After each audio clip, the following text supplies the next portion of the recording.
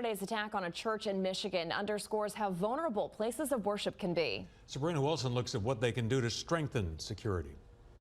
A Michigan church sits destroyed after authorities say a former Marine slammed his pickup truck into it and began shooting worshipers. It was different, and it was piled on, right? Sadly, the U.S. has seen other places of worship targeted for gun violence. Last month, a gunman shot through the windows of a Catholic church in Minneapolis where school kids were celebrating Mass, leaving 2 people dead and 17 wounded.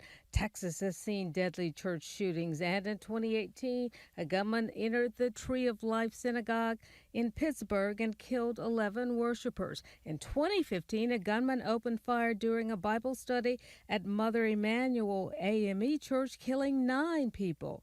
Well, we saw a significant increase in 2018 and 19. We saw a dip once COVID happened. We saw a lot of dips during COVID. It says 23, 24. I think in 23 we saw almost close to 500 shootings in churches a given year. And then last year, close to, I think, 420 or something like that, a little bit over 400. Churches can be soft targets. We're starting to pay more attention to the fact that these are very vulnerable sites. Dr. Ashraf Ismail is a Dillard University criminologist.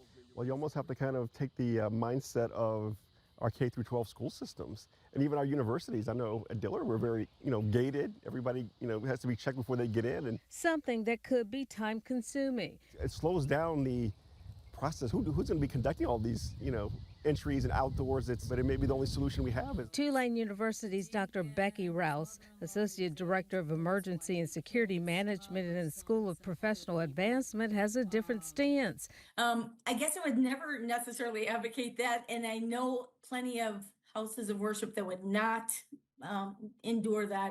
Still, she says places of worship should have emergency plans, including evacuation exercises. What would we be looking for? How would we move out of the church safely? And she says, have a security team within your congregation. Folks will volunteer for this. You can get free training for it. And while some places of worship have hired security guards, many congregations can't afford to do so. The money that they make is really to kind of keep the just kind of keep the facilities going.